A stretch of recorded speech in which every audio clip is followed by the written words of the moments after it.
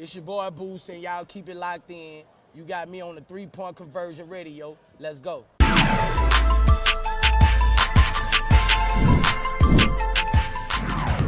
This is Raphael Haynes with the 3-point conversion here at the Final Four. And of course, I'm going to always have Mr. Deshaun Tate. And we just witnessed the two teams that will advance. We have Purdue going up against UConn. So, Deshaun, let's start with the first game. We saw Purdue defeat NC State 63-50. What was your biggest takeaway in that? No, I think, the highly anticipated matchup for everybody probably was Zach Edey and DJ Burns, right? The dominant big men, obviously a contrast of styles between two guys that play different ways. And obviously with, DJ Burns being a guy who's probably the most physical, imposing, and intimidating type of player, with the IQ that he has, his passing ability, how cerebral he is as a player, but who else more intimidating than going up against somebody like a Zach Edey, right? So I thought that, NC State did a pretty good job at putting Burns, and he did, a great job, kind of containing Edey as much as he possibly could. But there were some foul situations, some foul trouble and whatnot that kept him on the bench, and I think that's what kind of opened up for, Purdue to try and take advantage with Edey on the inside. And then when you get NC State that has to collapse, now here comes the ball being kicked out to the perimeter. And then that's when Braden Smith and Fletcher Lawyer and some of those guys are able to hit some big shots. I'm not sure that anybody was more, big from the perimeter for Purdue than Lance Jones was. I mean, the phenomenal job that he did shooting the basketball, and sometimes that concerned me coming into this game a little bit just because how erratic he can be with turning the ball over, unforced errors and turnovers and things of that nature. But to me, that's honestly some of the biggest reasons behind why we're seeing Purdue move on to next round, especially Casey Morsell for NC State didn't do as well either. And we spoke to Purdue in the locker room and talked to Edey, and we talked about how they did struggle from the field at first in the first half. They didn't score as many points as they normally do. And he talked about how the Big Ten, playing in the Big Ten, prepared them for this matchup. Do you agree? I mean, I do. I think that when you start talking about physicality, I mean, you're putting it all on the floor. You're leaving everything on the line for games like this. This is the biggest game. This is the biggest stage. As you can see, the lights is shining the brightest, right? And when there's those type of situations, guys are going to leave it on the floor. They're going to give everything they got, second chance points, efforts, effort points or hustle points and things like that, willing to scratch and claw and get their nails dirty, anything that it takes on this level. And that's where you've seen some of that physicality.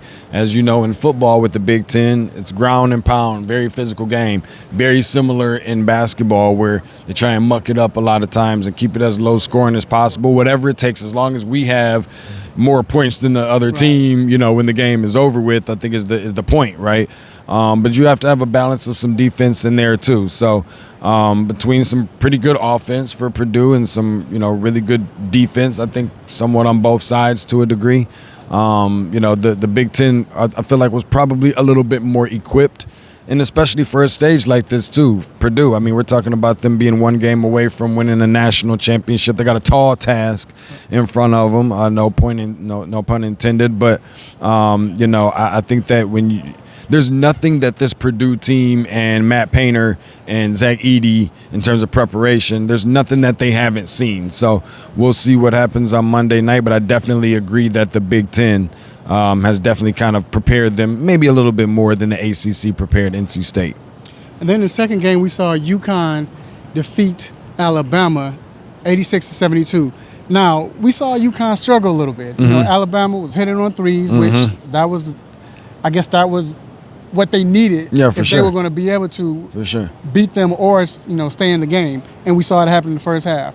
But we saw the experience of UConn step in. No doubt. Can you speak to what you saw as far as Alabama guarding Cleveland?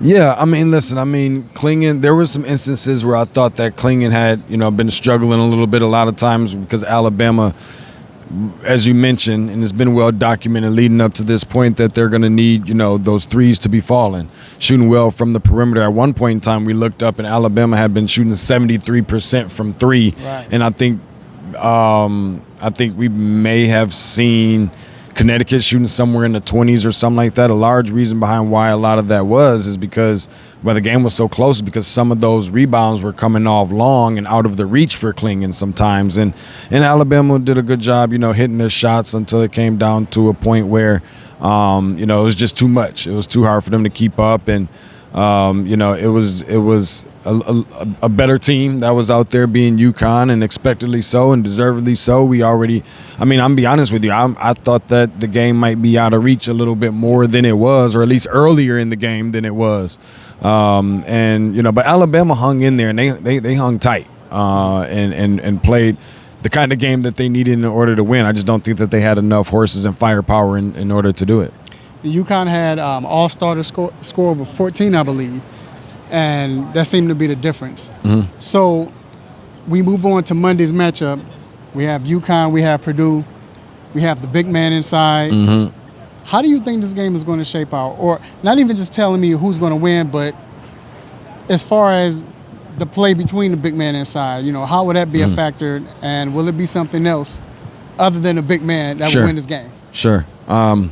The first thing I'll say is I just want to touch on this one point from that last question. It's crazy to believe that Alabama, who doesn't do as much of a great job defensively as they do offensively, because they were the, team that probably averages the most points in the country, and they didn't have any fast break points. So I'm going to leave that right there. That's a good job. That's a testament to what UConn has been able to do. But listen, it's a battle amongst big men. We've seen, the bigs in college basketball over the last, definitely over 5 years, dominate this game, being National Player of the Year, at least in the front court. Zach Edey won National Player of the Year last year. I think Obi Toppin was in that same conversation, and a few other guys. And I just think that that's some of the.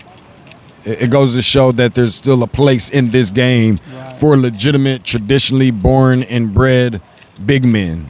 This one, I'm not sure that we've seen a matchup this interesting amongst big men probably since Roy Hibbert and Greg Oden back in 2007, which ironically enough was the last year that we had a back-to-back champion with Florida. We have that opportunity to maybe see that with Donovan Clingan and Connecticut. But Connecticut is just really that good. They didn't even play an A game tonight and still were able to win by double digits. And now we're talking about them having, 11 consecutive NCAA tournament wins by 13 or more points. That's the longest in the history of NCAA. And I know that, Zach Edey and Matt Painter, there's a nice little story behind that one as well, with being, this potentially being the second team to, lose to a 16 seed the year prior and then win a national championship. But if you assume that those two bigs between Clingan and Edey are going to cancel each other out, I think it comes down to a talent standpoint, and UConn is the one that has it. You have on Purdue's side, Braden Smith. I think Mason Gillis is playing a big part for Purdue from an X Factor standpoint. And you have Fletcher Lawyer, but I think that their inexperience as sophomores going up against Tristan Newton and obviously a few other guys, Alex Caravan. Some of those guys, I just think that it's probably going to be a little bit too much. But I'm just excited to see how it's going to transpire. You got 40 minutes of leaving everything on the floor. This goes back to when you were a little kid, and it's just so exciting to be a part of it in the next 48 hours. Well, the pressure is definitely on. We talked to Clingan, and he said that, yes, it is pressure as far as winning back-to-back, and then with Edey winning the AP Player of the Year twice in a row, it's pressure on them as well to come and win a championship. So we'll see on Monday. Stay tuned. Make sure you follow the 3-point conversion and on all of our social media, and we'll be back.